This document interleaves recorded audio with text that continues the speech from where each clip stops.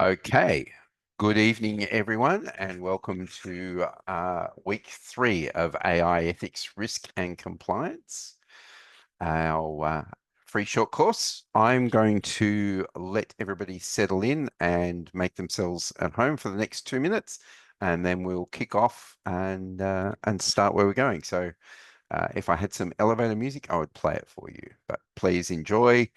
Chime in and say hello on the chat, and we will get down to things at about 2 minutes past 7, 3 minutes past 7.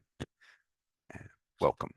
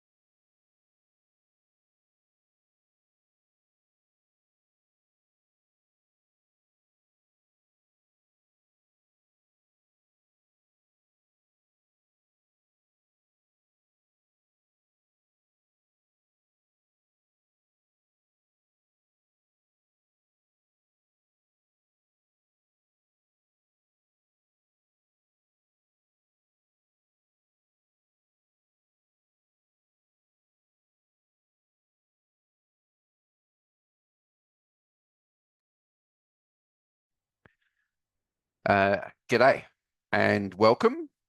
As always, we've left it run while everybody comes in. And so thank you very much for joining us. And I would like to make mention that Lil is here in the hot seat moderating. She'll be putting things in the webinar chat all the time. If you've got questions, please stick them in the Q&A. We don't use the hands up. I've seen a couple of hands up along the way, so please do that. This is week 3 of AI Ethics, Risk and Compliance. If you want to view weeks 1 and 2, go to learn.itmasters.edu.au or go to our YouTube page. They are both up there. My name's Shane Murphy, and I'm filling in tonight from your usual host, Jack Stewart, who has some work to do. Uh, please bundle your questions up. We will interrupt George midway through to ask a few of them, and we'll finish them off at the end. And remember that, we do these short courses because we think you'll have interest in them. They're, got some really good stuff in. I mean, AI risks and ethics, risk and compliance might sound on the surface like a fairly dry topic, but actually it's critical. And we were just discussing earlier how important it is for people in senior management to get their heads around this stuff because it's going to make a big difference to their lives as we go along. A couple of quick things. It's week 3, it's surveys. So please remember to have a look at the survey when you log into learn.itmasters.edu.au. It's down the bottom left of the page. It's the very last thing or second last thing. We really do pay attention to those results. So it's important for us to have a good look at those, and please fill them in, give us some raw feedback. The more, the better.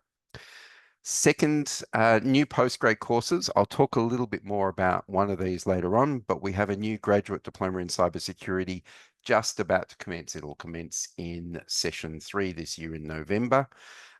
May not sound super different to what we're already doing with a graduate certificate and a master's of cybersecurity, but it does have a couple of slight differences, one of which is an internship option.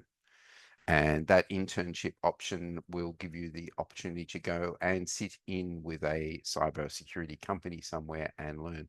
There'll be limited places for those, of course, because we have to line them all up, but we are looking for people to host it. So if that's up your alley and you're looking for a cybersecurity intern, please get in contact with us. You can email us at the short courses email or at info@itmasters.edu.au, and I will get back to you about that. And finally, I also cannot say anything really more than this, but please be aware that we are working feverishly on trying to get an AI graduate certificate, in fact, AI for business graduate certificate ready to launch sometime in 2026. And, please keep your eyes peeled on that. Anyway, I have banged on for far too long. It's enough of me for the moment. Please make George Thomas feel extra welcome. How are you, George? Good, thanks, Shane. I'm just going to turn my camera on. Did that work? There I am. What do I look like? I'm really far away. Different camera. Interesting. Thank you. So I guess I should get started. Um, all right. So welcome back. Welcome to week 3. And tonight, as promised, and I think from the previous 2 weeks, probably expected because there was a lot of lead up to this, is I'm going, and a lot of, I'll talk about that in week 3. I'm going to talk about ISO 42001 and AI management systems in a bit more detail. So if I just, what the hell, what's going on with my deck here? Something funny. How do I go? It's a bit weird. Um, Strange. So yeah, week 1 we looked at foundations of responsible AI, which was a lot of kind of introductory elements and sort of getting familiar with the terminologies, the different types of AI. That was week 1. Week 2, last week, was really focused on GRC in AI. And as I said, that brings us to week 3, which is 42001 and AI management systems. So um, let's start with. And I don't know what he's going with my slideshow. Um, as you know me by now, 3 weeks that we've been hanging out. There's always a definition. So for those that aren't aware or don't know or haven't looked it up, what is ISO IEC 42001? So this is ISO's definition of this. We are currently in the 2023, which is also the first version of this particular standard. But it is an international standard that specifies requirements for establishing, implementing, maintaining, and continually improving an artificial intelligence management system or AIMS within organizations. It is designed for entities providing or utilizing AI-based products or services, ensuring responsible development and use of AI systems. This is one of those definitions, as I said, I like to include a definition just to set a bit of context. But I think when you have a look at that, it's really useful and important because what it does say, as you look at the definition and the context of what the whole point of 42001 is, it's not saying, or you may think, oh, it's for people that are developing AI, or it's people that are using AI. It's actually both. So it's for any organizations that intend to develop or leverage, use AI systems and AI. You can absolutely apply ISO 42001. So I think that's an important thing to note. And we look at the sort of bigger picture where, we looked at things like NIST and we looked at some of the regulations that were out there.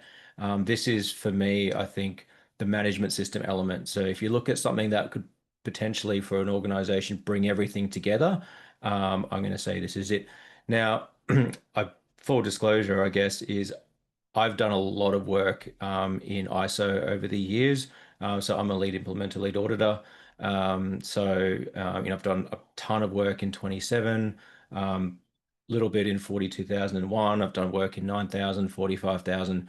So for me, I'm pretty familiar with these standards and how they sort of fit together and the sort of benefits that are, that these types of management systems can bring.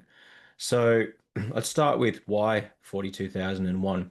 And I think, again, this might be from ISO, but there are some unique challenges with AI that we've talked about already over the last couple of weeks. Things like ethical considerations, transparency, and continuous learning. And what 42,001 does, like all the ISO standards, is it provides a structured way to manage this. It helps manage risk, it helps identify opportunities, but at the same time, it creates that balance that allows innovation to continue, but also in a way that is governed. So it's not just kind of a free for all, really. So one of the great things as well about the this type of standard is it yes, it does have specific clauses which we'll get into shortly, but it is not by any means prescriptive. So, in other words, the standard isn't going to say, this is how you must do this. What it will say is, this is the, you know, item or area or clause that um, you need to include. But how you go about that is entirely dependent on things like, the organization itself, direction from, top management, which is the term that's used in ISO a lot. So that sort of, that leadership as well as things like best practices and so forth. So yeah, it's not really. I say it's not like an instruction manual. It's more of a, as I said, like a framework to follow that you can apply to any organization.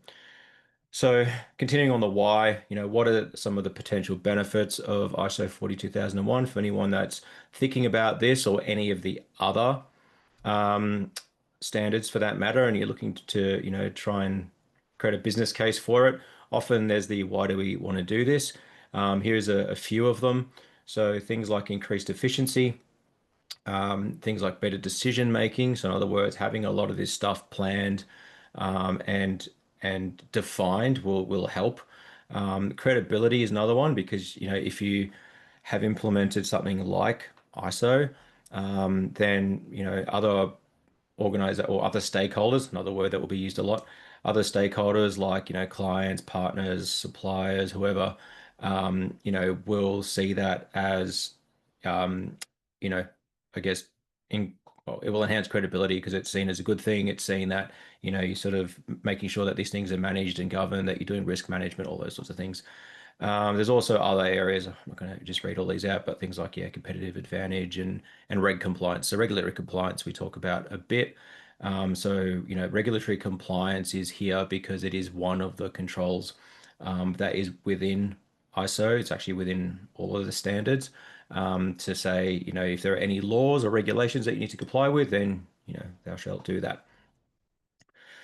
So let's get into some pictures. Structure. So what is the structure of the standard? This is where things start to get interesting. So the standard, for anyone that's had a look at 42,001, or again, any of the other standards for that matter, I think for me, 42,001 and 27,001 have a lot of, okay, sorry, I'll rephrase that. All the standards have similarities with the high level piece, so the high level standard, so that HLS clauses 4 to 10. So whether you're looking at 9001, 27,001, 42,001, 27,701, they're all similar. And I'll get into that a little bit later. But what's interesting about 42,001 and 27,001 is they have these annexes that are used, and Annex A is the one I'm specifically talking about, that is used to list out controls that can be applied to effectively treat risk. So the sort of structure is very similar in those two, and I will get into the annexes a little bit later. But if you look at this structure here, there's normative requirements, normative guidance, and informative annexes. And so the normative requirements are all the parts of the standard that you would need to implement. So clauses 4 to 10, which, as I mentioned, we will go through that in a moment, they're all mandatory. You need to do all of them. And you'll see why if you're not familiar with the standard in a minute. Annex A is, as I mentioned, it's a list of controls, and you don't need to do all of them, but you need to do all of the ones that are required, which varies. Hey, George, Yes. sorry to interrupt you. Looks like the slide's still on the first slide, mate. Oh, yeah, there's something funny going on here. Apologies. No worries. It's not moving with my PowerPoint. Hmm. Should I just reshare it? It's probably just if you're running it in two separate windows, you have to run them both. You have to click on both. Didn't do that the other day. Hmm. Sorry, here's my diagram. Sorry, you're missing out on the diagram. Is it caught up now? Yeah, cool. Yes? Can you Yes. see that? Yep. Yeah, cool. Yep. Where was I? Oh, so orange box, normative requirements. Those are the mandatory ones for clauses 4 to 10, and then the ones that are applicable for Annex A. Normative guidance, which is Annex B, is basically a guidance on how to implement Annex A. And I said we'll get into that in a bit more detail.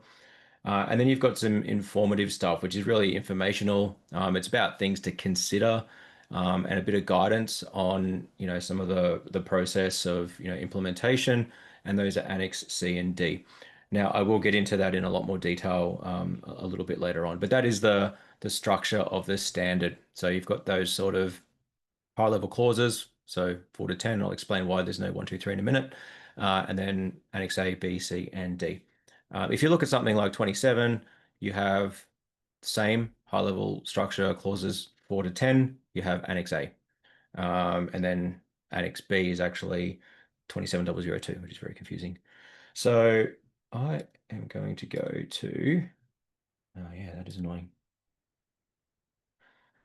Touched on this again last week. The plan, do, check, and act cycle. This is something, again, that is very widely used in 27,001, 42,001, and other ISO standards, but it is also used widely just more broadly. So any organization can adopt this cycle, but these particular standards will, usually use this PDCA life cycle. So, and I didn't put it in here, but I'm just looking at it now. I did put some descriptions down, but if you look at, you say you start at plan, theoretically, at least in the first cycle, you start at plan. And what this is about understanding the organization and its context. We'll get into this in a minute. Identifying stakeholders and developing policies. So this is the analysis and policy development part of, implementing 42,001. So this is where you start to look at things like the organization, how it uses AI, who are the key stakeholders. So key stakeholders can be people within the organization, it could be customers, it could be regulators, all those sorts of things. Also looking at things like whether there are any ethical considerations would happen here, whether there are any potential risks, and out of this, you'd start to develop policy. So this is really the planning and the support. So you're not doing any of the kind of heavy lifting at this stage. This is really about, understanding the organization, how it uses the AI, and who it affects effectively, and any considerations related to that. If we look over at do, so do is the implementation and integration piece of the cycle. So this is where you start to take those, effectively those plans that were from, well, the planning phase, and you put them into action. So you would implement AI systems according to those policies that were developed. You would do those against, those requirements, against best practices and things like that. Um, you go down to check, which is monitoring and evaluation effectively. So this is where you're continually monitoring AI systems, looking for things like performance issues, looking for things around fairness, bias, any risks that may have arisen. And here it's important that you've developed metrics and that you're making sure that those checks are consistently applied so that, you're not just kind of ad hoc doing it, but rather there's a consistent approach to measurement and evaluation. And then finally, there's the ACT, which is, let's say, identify areas for improvement. So this is the improvement and adaptation part of the life cycle. So, this is based on the outputs of check. So where can improvements be made? For example, does a policy need to be updated or refined? Is there a control that's been implemented, which would be in the do part? But when you've done the do, that sounds funny. So when you've implemented the control, you've checked it, and maybe it's not effective or insufficient. That's where you look at the act piece and you have that sort of continual improvement element. And then it flips back around, so it goes back to plan, and you just keep going around and around in circles. So one of the things that's really important about 42001, as well as any of the other ISO standards, as I mentioned, is that there's an expectation, and it's giant there in blue, of continual improvement. So in other words, throughout the life of your aims, you are looking for opportunities to improve. You're looking for where there are potential issues, and you're I guess basically doing something about it. So you're evolving that sort of maturity of the management system. And those things, as I said, can come from things like just identifying a new risk. It can come from changes in regulatory landscapes. It can come from things like control failures. It can come from things like internal audits or external audits. The bottom line is, none of this is a set and forget. I realized I should have put up like another slide, which I don't have in this pack, which is like maybe some of the myths about ISO, because I think that's important as well. I think maybe we can let's save that one for questions. If anyone wants to ask a question about that, in terms of how difficult it is, or how, is it sort of documentation and paperwork overload? Because I get those questions a lot. The answer is no. But anyway, well, it's up to you really. But yeah. So let's start on the clauses. And again, that's weird. I have to go over there. 4 to 10. And I'm going to break down into these in a little bit more detail. Now, if you happen to go to ISO.org, I think it is, um, you can read the sample of the standard, which gives you the very high level, almost headings, but it doesn't give you any of the detail. You have to buy the standard. But it will provide, sort of this level and then the next level below. And then I think the actual control descriptions and all that sort of stuff, they're kind of, you have to obtain it. But we could talk through some of this. I'm going to walk through each clause. But effectively, clauses 4 to 10 are the ones that are mandatory. They need to be implemented as part of 42001. Why is there no 1 to 3? So 1 to 3 is actually in the standard, but it's not anything that you implement. It's things like scope, and not scope of the of the aims, aims. It's not the scope of that, it's the scope of the standard itself. Like, then you've got things like, some references, some terms and definitions. So those are clauses 1 to 3. So yes, absolutely, read them, be familiar with them. But when you look at the implementation piece of the standard, and if you look at obtaining certification and an auditor coming in, they're going to be concerned with clauses 4 to 10, not 1, 2, and 3. So let's go down to 4. I've got two screens. Clause 4. So understanding the organization and its context. And so yeah, there's four sub clauses in four. Understanding the needs and expectations of interested parties. 4.3, determining the scope of the AI management system, and 4.4, the AI management system itself. And look, next week, I'm going to basically build out a case study, and we're going to take everything from this week and from last week and from, I guess, the week before, and basically run a bit of a case study exercise to say, okay, this is how, we could potentially tackle this and build out a kind of, effectively a management system with, consideration to things like the elements of the case study. So yeah, we'll do that next week. But for now, I'm going to touch on each of these and kind of what that means, and then so you can have a bit of a think about it when thinking about how you might want to apply this. So effectively understanding the organization and its context. So this is about determining things like the issues that are relevant to the organization, and things such as how AI would be used, whether there's any, and so that could be whether it be, developing AI, whether it be using AI, whether it could be both things, because all of these things are going to determine kind of what happens next. And so whether there's any, things like legal requirements, they would come into here. Whether there's any prohibited uses of AI, they would come into here. Any, sort of, um, what else would be in here? Potentially any cultural, traditions and those sorts of things would come into here as well.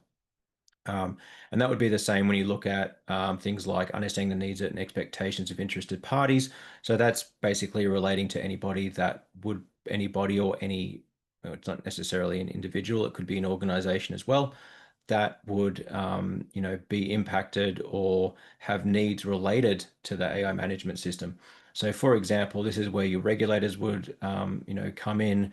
Your shareholders, if you've got, shareholders would come in. Even employees can, fall into this category of those needs and expectations.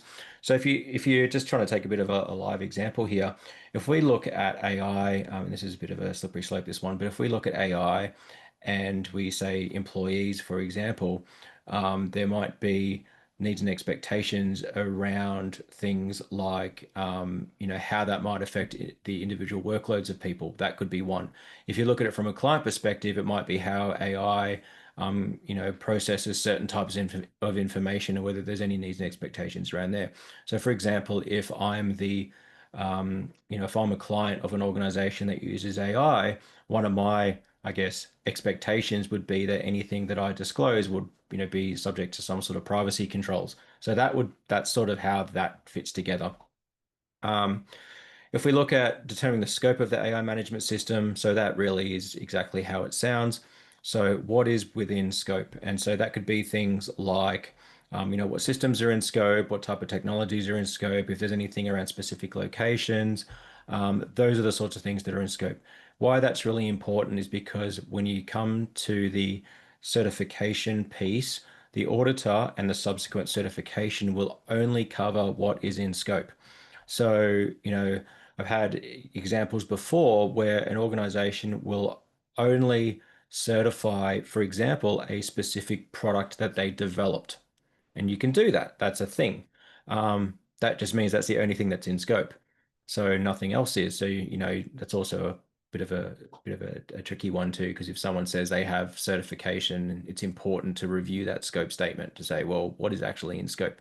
Because there are often times where it's not the entire organization, it's just a subset of it, because you can, as I said, you can narrow it down to a system, a department, an individual, location, those sorts of things. Um, and then finally, the 4.4, which is the AI management system thing. I mean, that basically just says you will, you know, operate and continually improve in AI management systems. There's not really anything to do with that. Basically, by doing everything, you kind of satisfy 4.4. So that is four in a nutshell. Now, leadership, one of the crucial things, with any ISO management system is leadership, because what it is it's about having that, support from the top. And so if you look at, the clauses here, and if you just look at AI policy, for example, the clause statement is literally top management shall establish an AI policy that is appropriate to the purpose of the organization, provides a framework for setting AI objectives, includes a commitment to meet applicable requirements, and includes a commitment to continually improve the AI management system. So the point here is that anything that is to do with implementing a management system, I mean, it kind of has it in the name, is supported by senior leadership. Because, if you don't have that, it can be very, very difficult to, get resources to make sure that, oh, I've done it again, haven't I? Yep. I feel like I should have just reshared it.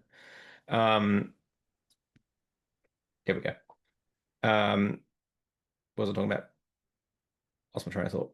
Oh yeah, top management. Yeah, so top management buy-in is critical. Um, and you need to demonstrate that as well, that, senior leadership are involved. The policies, for example, the AI policy would have to be reviewed by someone senior. And often, I guess the other thing is if the expectation is that everybody complies with the policy. So, if the policy's being approved at a lower level, it can be also harder to push that up. So, yeah, leadership is a big one. Maybe I'll do that one first. There we go. Right, planning. So, don't worry, there's only 10 of these. So, not even 10, right? So it's only four to 10. So, um, planning. So this is, well, again, literally what it says. So at this point, you're still not, this is still in the planning stages of the plan, do, check, act cycle. So we haven't actually done anything yet in terms of implementation of or maybe developed a policy. Yeah. But planning is about, putting together a plan on how to do things. And so, 6.1, and often people get confused because they'll go, well, 6.1 or 6 is planning and 6.1 is actions to address risks and opportunities. And if you go into that, and 6.11 and 6.12 are, risk assessment and risk treatment. And then you go into 8, which is operation, and you see it again. You're like, what is going on here? And so the reason for that is because 6 is actually planning, and we'll get to 8, which is the doing. So in 6, you've got actions to address risks and opportunities. This is about defining I guess, a process and criteria around risk assessment. This is where you'd start to look at methodology and process. So, for example, leveraging things like, or leveraging other standards like ISO 31000 would happen here. There's a specific AI one, which is ISO 23894 that could be used here, which is guidance on risk management, very AI specific. You could also leverage something else. So, you could use NIST here. So NIST AI risk management framework could be applied here. You could also have something custom. Again, there's no technically right or wrong way to do this, but it just needs to be clear that there is a process that has been set up. So things like risk appetite, risk tolerance, all those sorts of things will be defined at this stage. So again, this is the planning of something that's coming. And similarly, there'll be an element around risk treatment. And so risk assessment would be, identifying the risks, assessing the risks, determining, what the process is for that. And then following that, you look at treatment plans. And so the treatment plans, you would define again what that approach is to applying those treatment plans. There is a document that is, I guess, an output of this process, which is so obviously a risk register would be one and treatment plans would be one, but one that is also critical to 42001. And this is where it's also very much similar to 27001 is the statement of applicability document. And what that is it's basically a list of the controls that are from Annex A. And basically saying which one of these are in scope. So which ones are going to be included and are used to treat a risk that was identified, and they're going to be linked to treatment plans, and which ones aren't and why. So a bit of a definition there, not a definition, an explanation of why. Another thing that's not in here that you can't see is 614, which is, and if we look at things like GDPR, and this obviously has probably quite a few linkages to GDPR and the EU, but is the AI system impact. So that's one that's new. You won't see that in 27 if you're familiar with that. But AI system impact is about defining a process for assessing those consequences to individuals or groups of individuals as a result of using AI. And so this is looking at things like consequence, unintended use, misuse, those sorts of things. So that's something that's a little bit different. Um, 6.2 is about AI objectives and how to achieve those objectives. So this is where you start to think about, for this to be successful, what needs to, you know, what sort of metrics do I need to have? So what is the kind of whole point of this, really? So, and it needs to be measurable as well. So if you just say, well, have no AI risk, I mean, that's going to be pretty hard. But let's make one, I'm kind of making it a bit easy for myself here. But let's just say one of them is around making sure that everyone in the organization has done AI training and that we have a 95% rate on training completion. That is a measurable risk, measurable objective. And we talk about like things like SMART objectives and things like that. So take a look at SMART. Um, Planning a change is pretty self-explanatory. Just don't do rando changes, really. Make sure that they're planned, and they're not going to impact systems and so forth. All right. Uh, Support. So support is this is the kind of one that involves a lot of people, comms, resourcing. So resources are, again, it's non-specific. It's about, effectively top management, senior leadership being providing the resources, whether they be people resources, whether they be compute resources, whether they be tools, basically whatever it is to make sure that everything is running smoothly. So that's really all that resources is. That can be one of the tricky ones I find in my experience. Resourcing is where things become a little bit more difficult because you have to kind of justify, why do I need this tool? Why do I need more people? Why do I whatever? So, but yeah, it's one of the ISO requirements, and it goes back again, kind of goes back up again to leadership. If you've got top management buy-in, hopefully resourcing is a little bit easier. George, the Yes. slides again, mate. Oh man, I feel like I really should just reshared. There we go. Ta-da. Um, I was trying to thought again. Competence. Competence is, so this is an interesting one. This is about obviously skills, and that could be competence of end users that use it for a particular purpose. It could be competence of those that are, responsible for, implementation. It could be, if we talk about ethics. So if we're looking at ethics and, who's making decisions and so forth, what sort of experience do they have? Are they competent in doing so? It's those sorts of things. Again, the standard is not prescriptive. You determine what the criteria are, but it needs to be, it needs to be, included and considered, and there needs to be some sort of, record that's happened. Um, and, that's, for example, lists of individuals and their, qualifications, certifications, experience, or copies of job descriptions, position descriptions, CVs, all those sorts of things are examples of how to kind of, demonstrate that's being considered. Awareness, it's basically training, right? So um, I think we've almost done awareness to, yeah, we talk about that a lot. But if there's a policy in place, for example, AI policy, how does everybody know that there's an AI policy? How do they know where to get to it? Are they aware of it? Those sorts of things. Um, Communications, yeah, that's just basically comms. So in terms of, if there's let's say there's something important, I don't know, a new law for example. Maybe everybody needs to know about it, or how do you go about doing that? Um, how do you go about telling everybody about that, for example, within the organization? If there's been an incident, again, what's the sort of comms plan for that?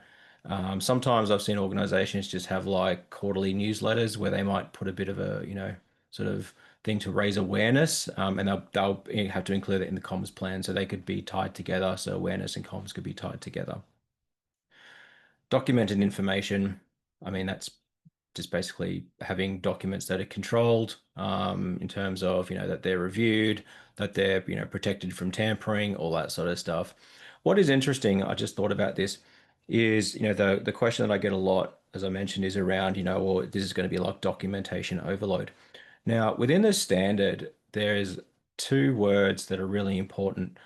Well, there's many words that are really important, but there are two when it comes to documentation that are really important, which is should and shall.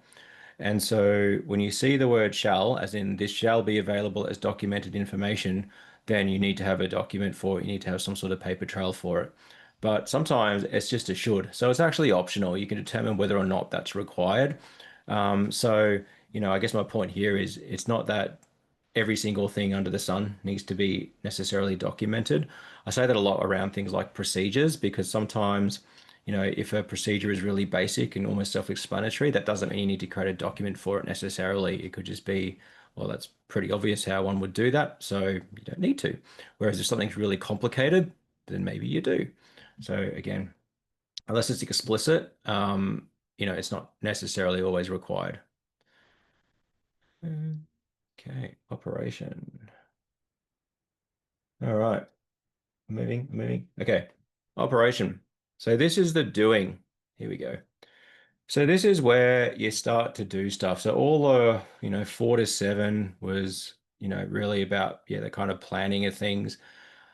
8 is where you start to do things like the risk assessments. And we will go through one of those next week. We'll do a bit of a mock risk assessment. So you do the risk assessment piece, you identify the risks. You would identify who the owner is. You would identify, the sort of severity of those risks. So things like likelihood and consequences, for example. If you can quantify the risk and say, it's going to have X value impact, then fantastic. Obviously a little bit trickier, but this is that piece there. And that stuff, this is the stuff that was defined up in 6. So what you're saying here is that we are going to do this risk assessment. We're going to say that, for example, maybe data leakage is a risk with AI. And that, if that were to happen and we have lots of highly sensitive information that's regulated, for some reason, we put that in AI, then that may end up being an high or extreme risk, and the likelihood of that, I don't know, I'm going to fence it and say it's possible. Now, on that basis, you then will build out treatment plans. So you'll say, okay, well, on that risk, it falls, it sits above what we're willing to accept. Therefore, we have to do something about it to lower that risk.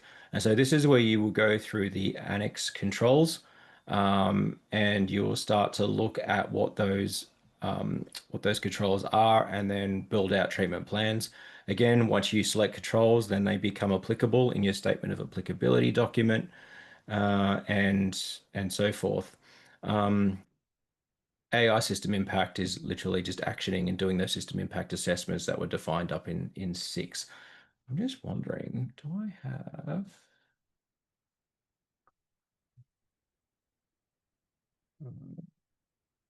Just looking at. I'm trying to find one of the Annex controls. Okay. Just gonna, and I will get into Annex A in a moment. Yeah, I do have them here. Cool. All right. So get to 9. We'll get to 9 and then we'll get into the fun-ish stuff, which is the Annex controls. Next. All right. All right. Performance evaluation. This was the check. So monitoring, measurement, analysis, and evaluation. So are you meeting objectives? This is where you would identify, as I said, any kind of things like bias, fairness issues, all those sorts of things. One of the critical things with ISO, which is a bit of a compliance thing, is internal audit. So you need to do an internal audit. I typically say at least once a year, which is basically having some body that is we consider them objective, do an assessment of the management system to make sure it's meeting its requirements. Some larger organizations will have an internal audit department that could do that as long as they're familiar with the standard. Small organizations will typically outsource that potentially. I've done a lot of internal audits in my time, internal ISO audits, not accounting audits. But effectively, the outputs from that go to management review. So we're going back to top management again and that sort of buy-in and reviewing the results of that audit. And finally, this is the end of the mandatory clauses. We have 10.1, which is continual improvement and non-conformity and corrective action. So continual improvement is really just demonstrating that you're continually improving. So it's taking those audit results, taking those things that have been found throughout the sort of life cycle and doing something about it. Non-conformity and corrective action is if something was not done. So I won't get into major and minor non-conformances, but basically, if the standard says you will do something, or you say you will do something and you haven't done it for whatever reason, then you may, not always, end up with a non-conformance. And so you just need to have a plan to fix that. Otherwise, if you don't, and the auditor comes back and it's still broken, then you could potentially lose certification. All right, do you want to pause there for a second? And then I'll get into the annex stuff, which is where we'll start looking at the controls. Sure, there's some great questions actually. Let's start at the beginning. ISO have published a 2025 edition of 27701. So do you think there'll be a new version of 42001 soon? No. That was Um, easy. no, so 27701 was actually published today. I was going to talk about that after. So when we talk about integrated management system, so 27701 is the privacy information management system. So the PIMS with one M, not the one with two M's, which is the drink. And so that dropped today. So 27001, which was updated in 2022 from the 2013 version. Um, the 2013 version had a 27701. I think it's the 2018 version that was basically a bolt-on. So you had to implement 27001, which is the information security management system, to then apply 27701, which effectively augmented it for privacy. Um, the 2022 standard came out in October for 27001, and that's our current standard for 27001, but there was no updated PIMS.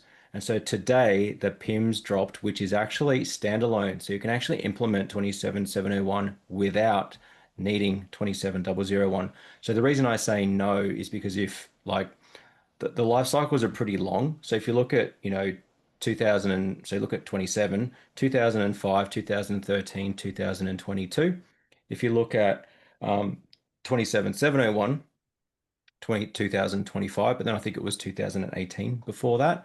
If you look at 31,000, which isn't even certifiable against, it was like 2008 and then 2018. So it's usually about a decade that passes between them. So I don't think it's going to drop any updates anytime soon for that.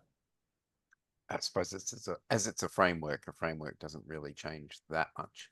No, and it Um, usually changes based on the need to change. For example, if you look at 2022 or 27, the changes were really about things that you would kind of expect that have evolved over the last sort of decade. Things like, threat intelligence and, data leakage prevention. Those are the new things that sort of appeared. Whereas, yeah, 2023 standard is still, I think, considered pretty new. okay. Here's Jody's question. In relation to the SOA and thinking about an integrated management system, would it be reasonable to integrate these controls into a larger SOA, particularly given the extent of some accreditation programs within, say, the likes of the Department of Employee and Workplace Relations, their right fit for risk and 900 plus ISM controls? Do you know of anywhere that maps all of those things against each other so you can just do it once? Um, there are various. resources that do have some level of mapping. I don't know about does the ISM? Look, I know that NIST 853, for example, was it that one? If you go down to some of the sort of annex tables in that down the bottom, there's actually mappings. It's also like if you go to the new standard of 27 and go to the bottom, there's mappings against the old standard, which is probably not quite answering the question. I think yeah, there are some instances where you can come across some level of mappings. I certainly know that, for example, with PCI and with 27, there's a lot of crossover. I think the problem with the SOA document, though, is it's a very specific document for the standard. And so that's true for both 27 and 42,000, and they're not the same.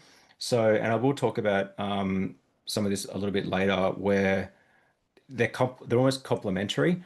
What you do have, though, in the integrated management system is the overlap of the high level structure, which I will talk about. But yeah, look, there are definitely some resources out there that map some of the controls with others. I'm pretty sure I'm pretty sure, at least at a minimum, if you look at NIST 853, which you can freely download and go scrolling through there, there's definitely a table that sort of says, hey, this maps to this and this maps to this. And then there are some that are just missed because there's no direct mapping. But yeah, I think there's not really going to be a single SOA, because the annexes will overlap, like, A5, A6, A7, A8 will overlap between the two. And then you'll have duplicative things. So yeah, probably not. And they're different. Okay. One more question, and I think we'll move on to annexes. Um, uh, Tony's interested in whether the frontier companies, the big names, OpenAI, Anthropic, XAI, Meta, etc., are or would bother going to get certified for ISO IEC 4242001. I am going to say, and I'm putting, obviously I can't speak for them, but I would say probably. And the reason I say that is because what often happens is and look, honestly, this is how I personally have gotten a lot of ISO certifications over the line. Obviously, there's all the benefits and stuff and the credibility, but one of the things that's really helped is the client demand. Um, and so if we look at InfoSec as an example, and sorry, I keep going back to 27, but if you look at InfoSec as an example, those, big players have had to put in 27. So they put in 27, they do SOC 2 Type 2, if they're dealing with Australian government, they have to do IRAP. They do that for yes, it builds that credibility and builds that trust, but also it's often a requirement. So I think as 42,000, takes off, and bear in mind, like this is, as I said, it's version one. It's 2023 edition's version one. Yeah, it's been in a couple of years, but I think we're now starting to, as I said, the sort of the horse is bolted, and now everyone's like, oh my God, we're going to do something about this. And so the obvious thing is to start looking at these standardized approaches, and 42,001 is one of them. And I think as organizations start to say, well, hang on, we're going to deal with, your particular AI vendors. Well, do you have appropriate governance strategies in place? Like, what are you doing to manage risk? And I think the obvious answer is, something like 42,001. So I think the short answer is yes, I think it will happen. Because it has happened with like it's happened with 9,000, it's happened with 27,000. I think it's just a matter of time. I would imagine that governments are going to run that too because they're going to insist for government purchasing that people meet standards, same as they do with every other ISO, QA, etc. Yeah. So I'm getting on this early. Okay, should we go into So our annexures? yes, annexures. These are fun. So yeah, I know I haven't gone next. I'm looking for the button. There we go. All right. So we have Annexure A, B, C, and D. And today we're going to talk probably mostly about A, little bit about B, not so much about C and D. So, oh, what's happening here? Oh, weird. So as I mentioned, anyone that's familiar with 27,001 will be probably also familiar with how Annex A works. So it's very similar. So Annex A is basically almost like a controls library. Um, it's this it's when I say it's the same, it's not the same, but it's the same sort of process and on how you use it. Um, Annex B, and this is what I love about 42001. So I'm not having a dig at ISO here, but in 27, you get Annex A as part of the 27,001 standard. Remember, you got to buy these standards, and they're like, I don't know, I'm just making it up, but like 189 Swiss francs. It is actually in Swiss francs. It's strange. Because well, it's not strange, but then it's like, oh, do the conversion. And I'm like, oh my God. So anyway, if you want implementation guidance for 27,001, guess what? You got to buy 27,002. Ugh. How much is that? I don't know, another 100 francs, whatever it is. So it's a separate document. With 42,001, they've included it in 42,001. So the implementation guidance for the controls is Annex B, not a separate standard. So everything is included in the one document.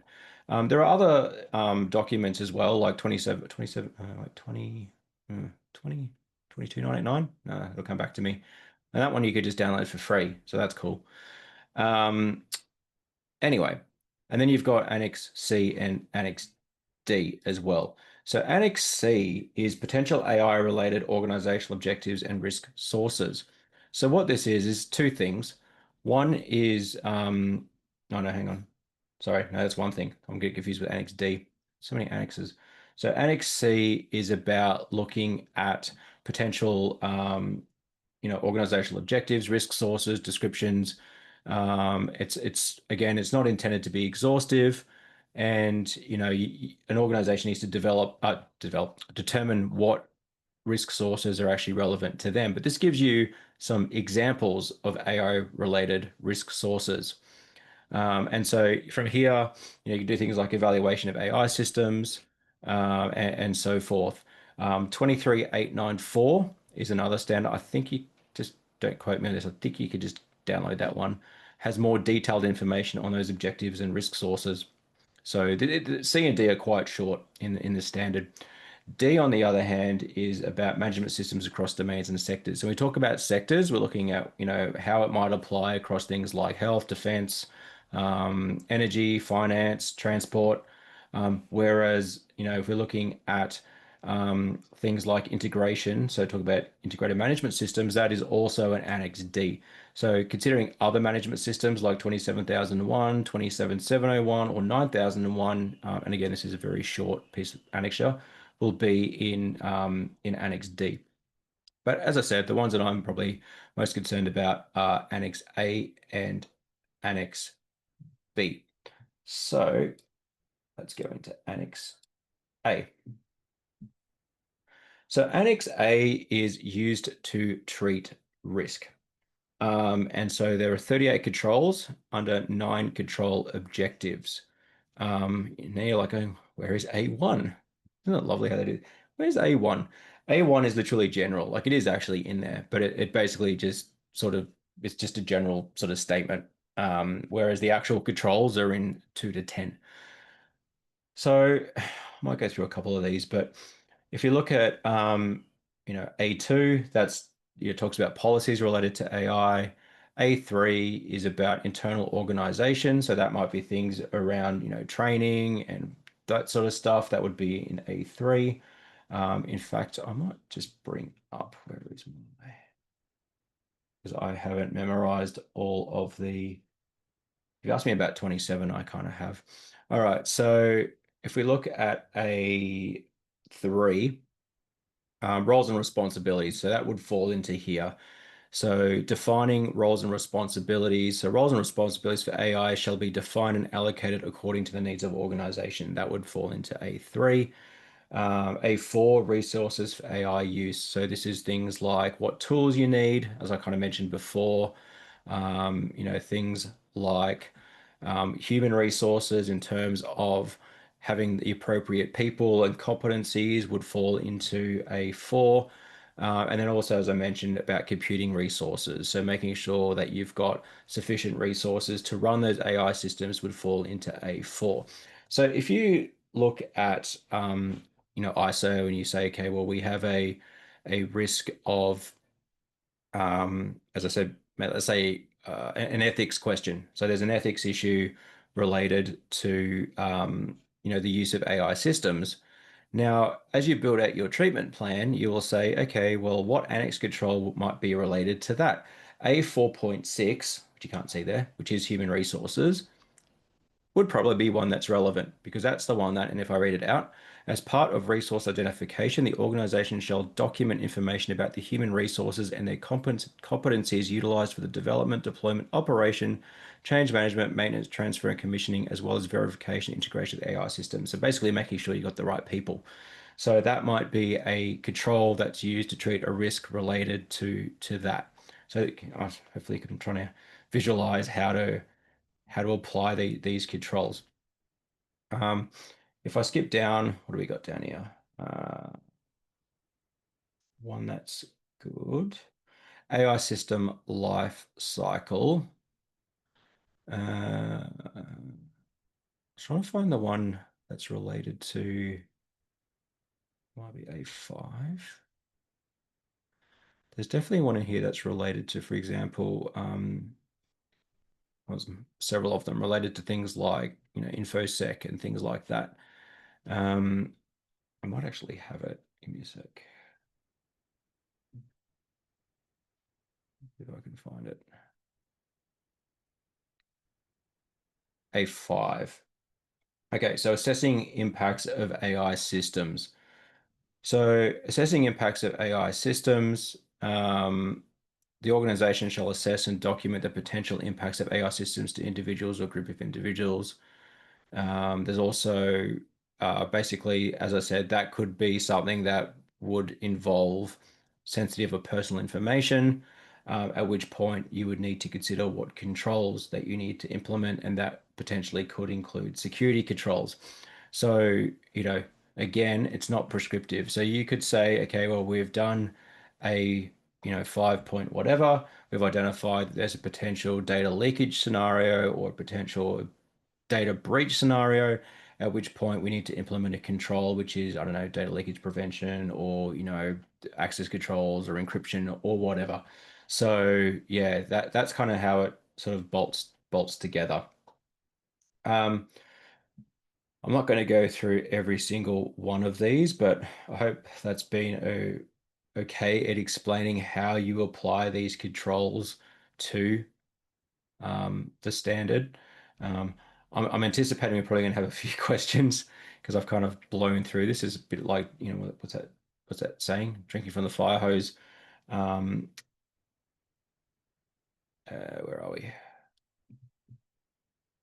Right, right. So Annex A versus Annex B. So what's the difference? So if you could see here, we've got Annex A, which is and this is just one that I've extracted. So A 7.2 and the control. So the control is the organization should define, document, and implement data management processes related to the development of AI systems. And so, sorry, the control is data for development and enhancement of AI systems. The control description is what I just read out before. Well, I mean, that doesn't really tell you anything. I mean, it does. It says you should define, document, implement data management controllers and processes. But, maybe the question is, how do I do that?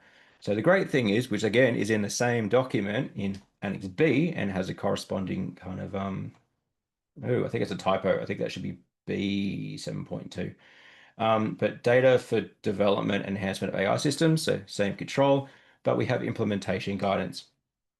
And so here we see data management can include various topics such as, but not limited to, privacy and security implications due to use of data.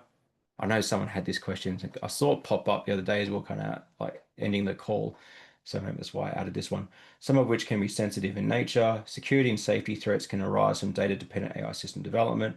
Basically, it's giving you the things to think about when you're implementing this control. So this is what you need to sit there and go, okay, well, I'm 7.2.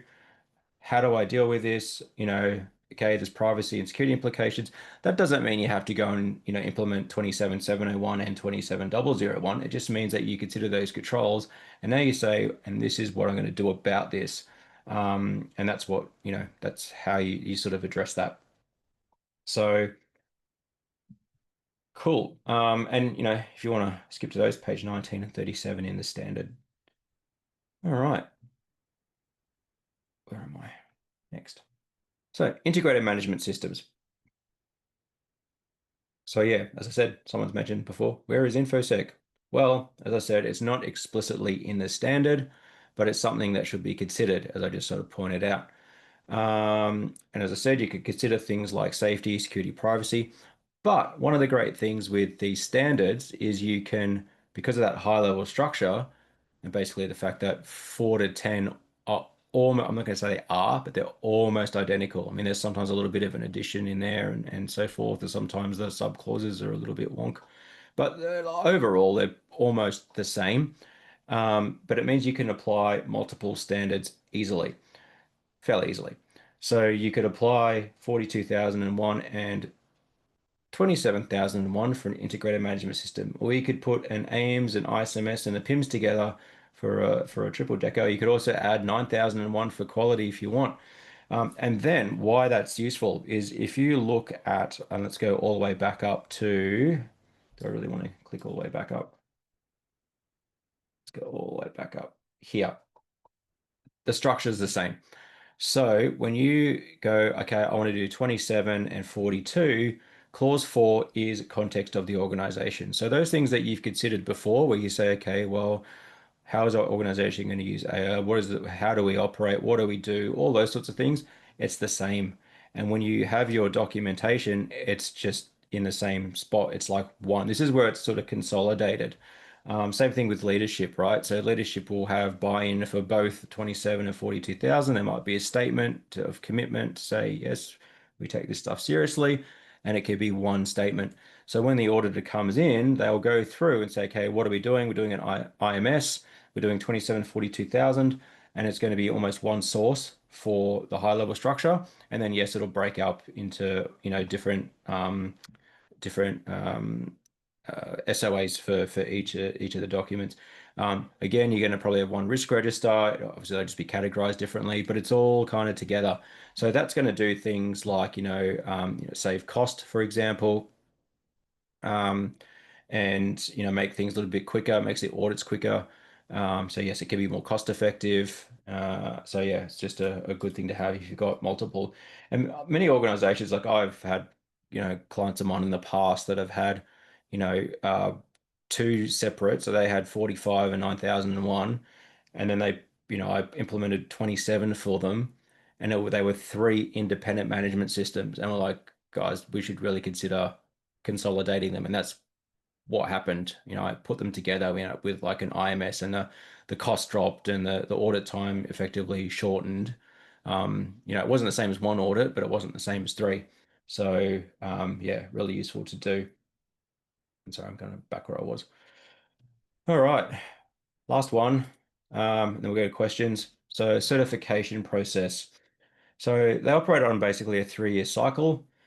Year zero, which is your first audit, is a certification audit.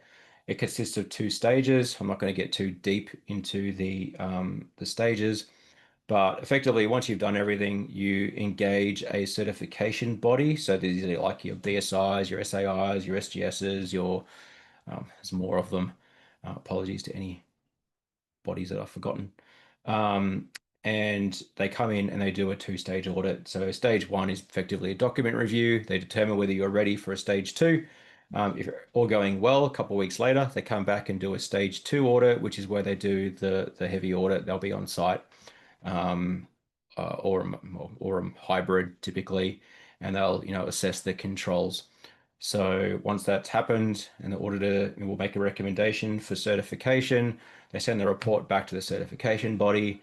All going well, you get your shiny certificate, hang it up on the wall. And then for the following 2 years, they do surveillance audits where they come check in, make sure that things are still operating effectively. And then in year three, you get to do it all over again. So typically years 1 and 2, the audits are cost less. At least in my experience, they've always cost less than year zero and year three.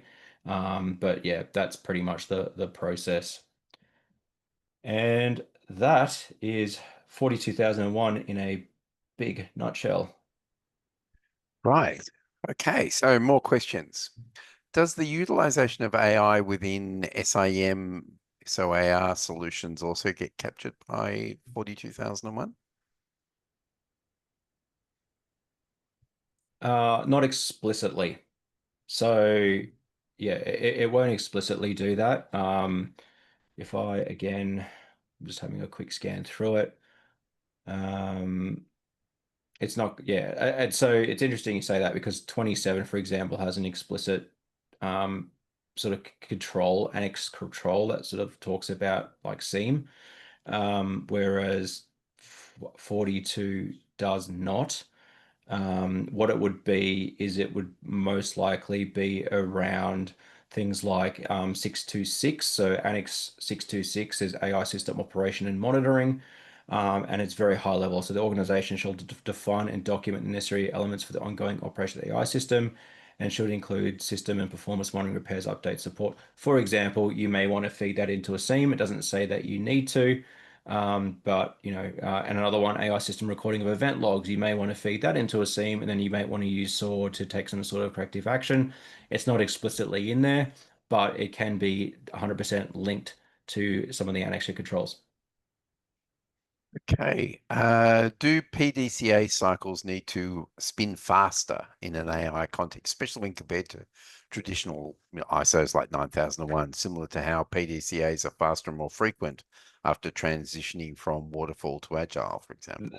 That's a really good question, actually. I'm going to say probably because there's so much change that's happening in such a short period of time that it probably would lend itself to needing to do that more frequently. I think one of the things that I mentioned before when I said, at a bare minimum, you would expect at least an annual internal audit.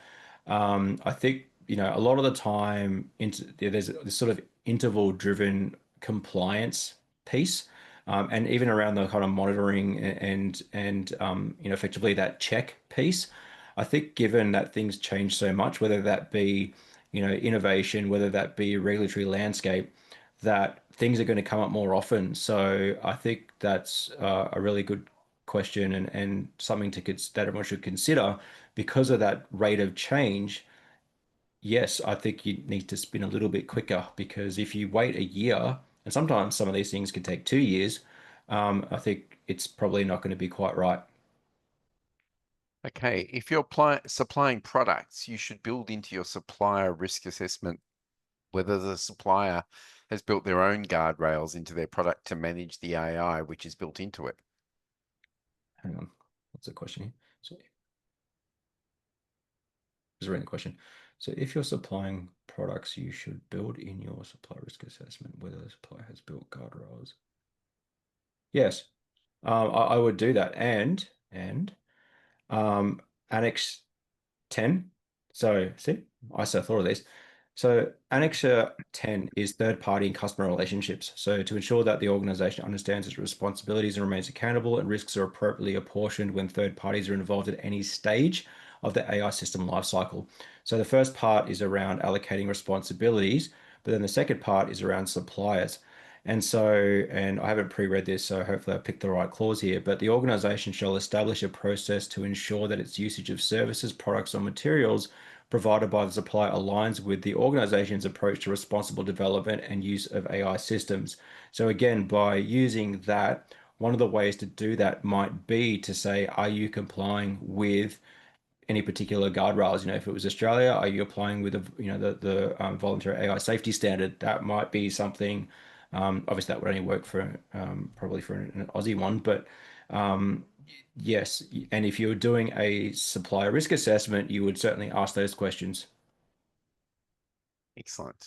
Okay, the EU AI Act reads like it was written for the world before Gen I, then got stretched to encompass all things AI. Do you think we're likely to see a lot of things walked back through exceptions in the short term and maybe a complete overhaul to follow, or will it go for a doubling down, do you think? Or um, that's a tricky one. I feel like we're going to see amendments to it. I don't know if I can't speak. I can't speak for the EU. I don't know if they're going to just be like, nah, too bad. Look, I think certainly we've seen that here. We've seen this kind of, trajectory that we're on, and there's like kind of a bit of a deviation from that now because yes, granted, ours is not in force. It's, ours, everything's still kind of voluntary or up in the air. So we're at that point where, we can still be sort of agile to that and be flexible. Whereas in the EU, yes, that is kind of in force. There are elements of it that aren't yet. And yeah, I think kind of jumping in, kind of earlier does create some potential issues that I think that that probably need to be worked through. I think at the end of the day, like if there's going to be areas where it's not fit for purpose, there probably has to be some sort of revisions, but I'm not sure what they're going to do about it. Okay. By the way, keep coming in with your questions. We don't have a huge backlog today. ASD has recently released guidance on the use of AI and official information. Do you think this guidance will lead into a detailed framework being released by ASD? Wait, where's that? Uh, the second last one on the list.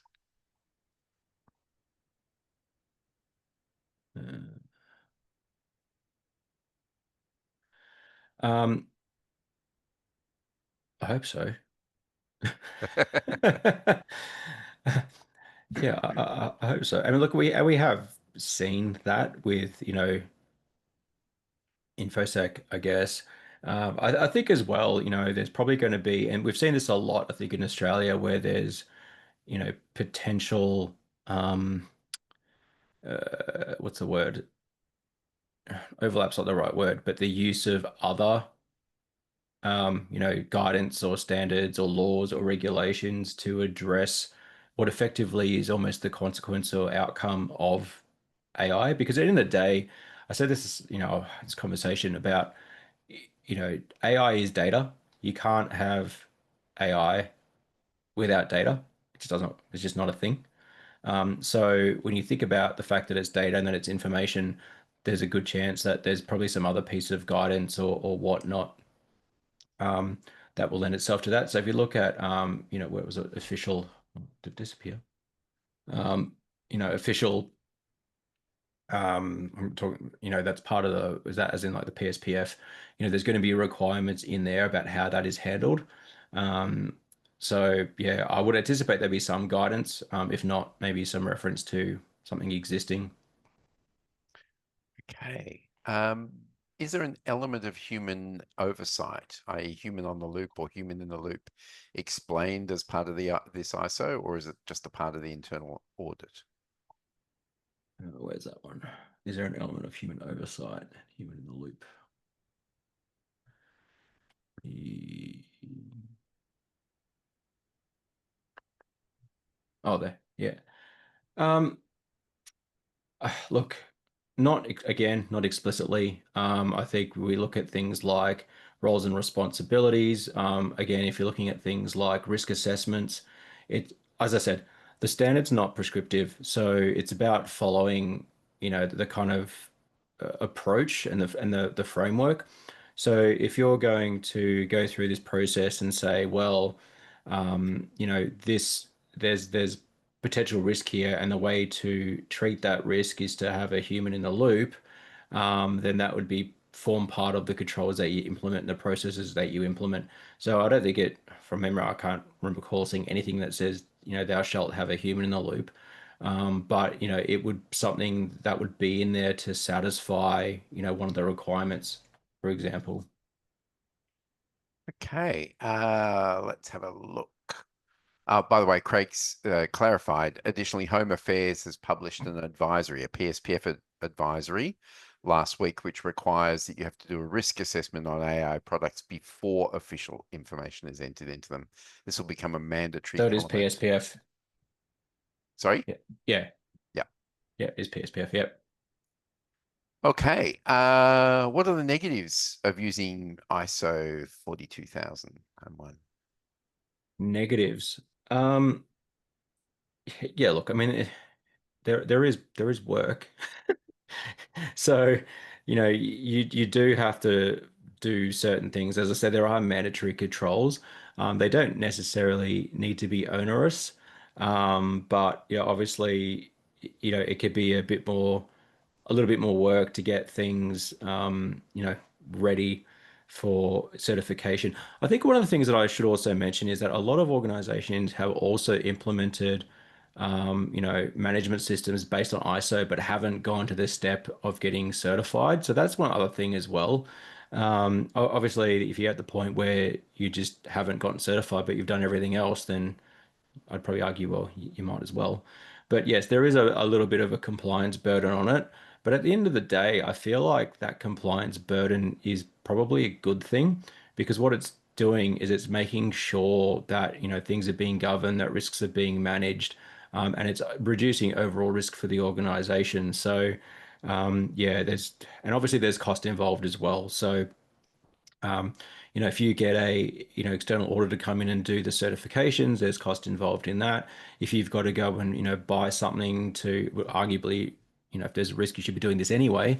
But, if you're going to have someone oversee it or you're going to have to buy some sort of tooling to deal with something, then there's going to be cost involved in that as well.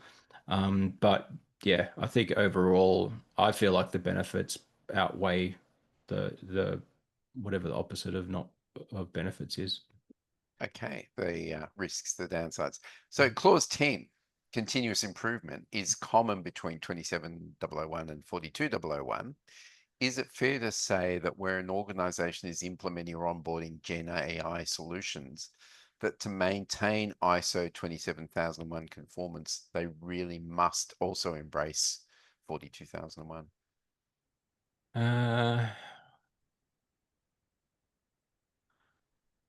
Uh, yeah. So so you're saying they've got 27, but they don't have 42,000. Mm, Um, look, from an not all the clauses, but from an infosec perspective. So if you've got 27,001 and you've implemented AI into the organization and I've just been through this, so I'm just wrapping up an audit this week. Um, I've got an organization that's 27,001 certified. They have they're using Gen AI. They're not getting 42,001 yet, but there's obviously risks related with the use of, let's just use the word AI more broadly.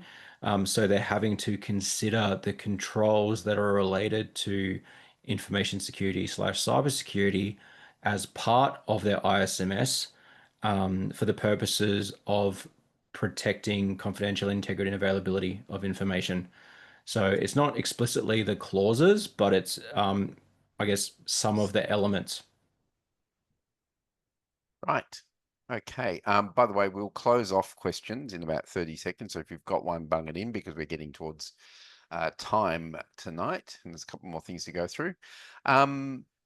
Here's one. More and more organizations are using automated transcription tools, i.e. like Fireflies that people have got in the chat already, in business activities. Given that biometric data is, he's got PII, I assume he means private information and can't be Yeah, changed. personally Is there identifiable information. Yeah. a lack of awareness in most organizations of the risks they are opening themselves to by allowing this information to be shared internationally or otherwise without seeking the appropriate approvals from every individual first? Ideally, an organization certified against 42001 will be doing this as part of their controls, but the likelihood of this seems to be so low as to be, not happening. For example, voice prints, images, etc., in an online meeting, for example. Yes, 100% that, I'm sure I read the quiz, very long question. It's a long question.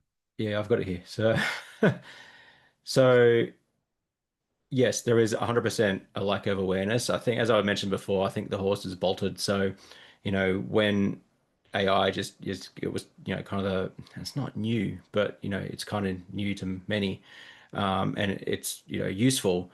So everyone just I think if you're not in the field, you don't really think about it. You just go, oh yeah, AI, cool, that can go and write this thing for me, awesome. Not, and then you just click, oh, this wants to have access. Yeah, cool, allow whatever. And I think there is 100% a lack of awareness. I mean, it's not just AI. I think often there's a lack of awareness just because it's not someone's, area of expertise. And so I can't remember the rest of the question, but something like 42,001, as I mentioned, has a lot around risk management, has a lot around awareness and communication. And so, by way of that, there would be sort of processes and there'd be training in place and there'd be comms in place, like there was with cyber to say, make sure you lock your workstation, don't, I don't know, don't click on suspicious links. It's similar. It's basically, make sure that you're using, I don't know, organization sanctioned tools, or if it's something out of band, you have to go and follow this process. Does that potentially hinder things? Well, yeah, it may. But that's about risk management. So yeah, I think, as I said, we're at this sort of stage now where people are just using all sorts of things, maybe not fully understanding where the data is going, how it's being handled, how it's being secured, how it's being used. Is there any secondary use of these things? Who knows? Tertiary use, hopefully not. And now it's like, how do we kind of bring it back in and how do we govern it? How do we manage the risk? So, yeah, I don't know if that quite answers the question because it kind of half disappeared on me, but That's right. I think got there. cool. There was a recent example of a rogue AI, and we've probably only got time for one or two more. There was a recent example of a rogue AI going and deleting a database without any warning.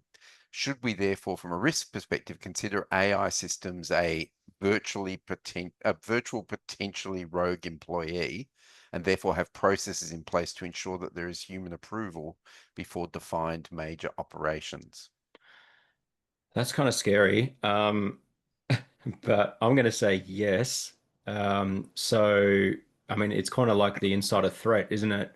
It's like the insider threat, but it's a virtual insider. I think, like anything, it's about having the right controls in place. And if you've got an AI that has the ability just to do things like that, um, without oversight, and oversight is a big piece of this, then yeah, that's definitely a control that needs to be built in. And so again, that comes down to, if you look at, the sort of standard, what sort of, I guess, pieces need to be part of the design.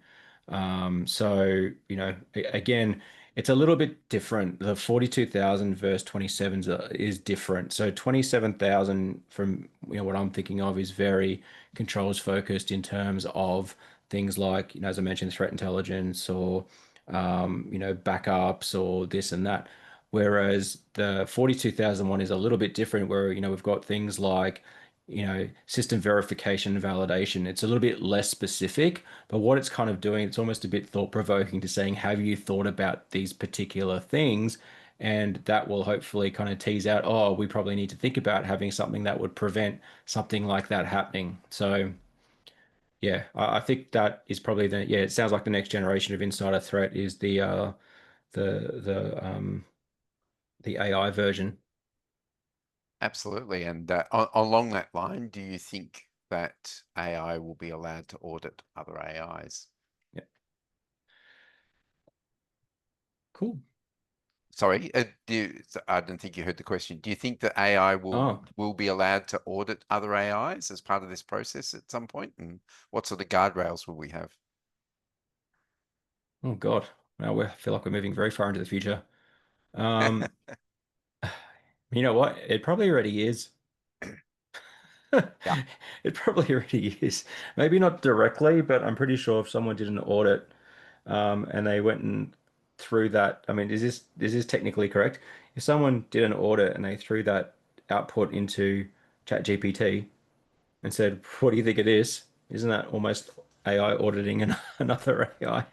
By the pretty way, much. I don't Yeah. do that, by the way.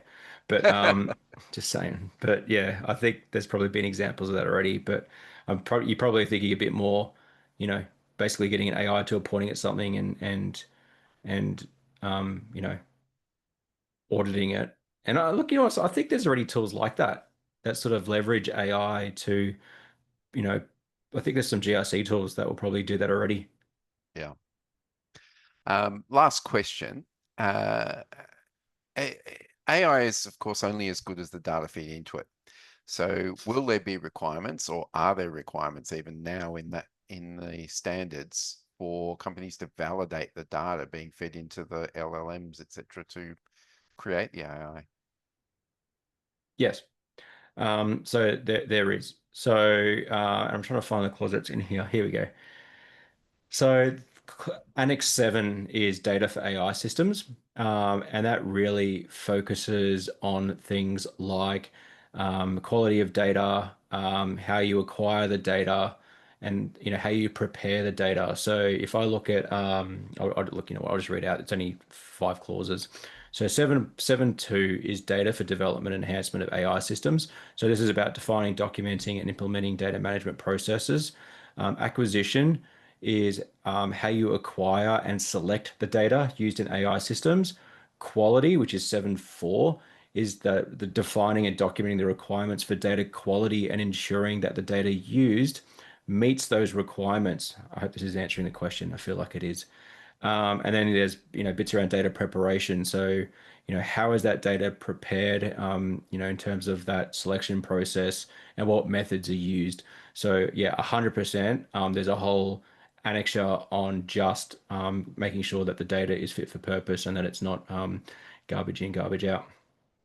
Great. Well, I like how you skipped what was there, but yeah. no, I think you got it. I think it's really time to wind up for the evening. Apologies to the few questions that we haven't got to tonight, but we are really out of time.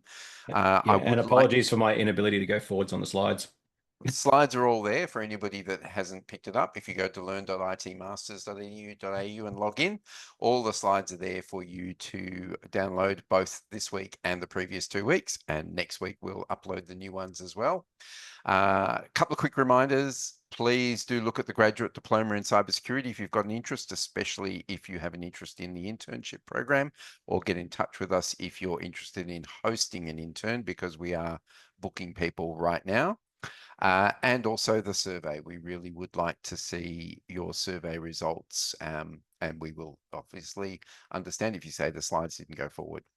But apart from that, thank you so much, George, for making what is a lot of data, a lot more clear to us and going through it all. Really appreciate it. Big thanks to Lil for putting things into the chat and riding shotgun there. It's been really great, and we look forward to seeing you all next week. And thanks again, George. Good night. Good night. Thanks, everyone.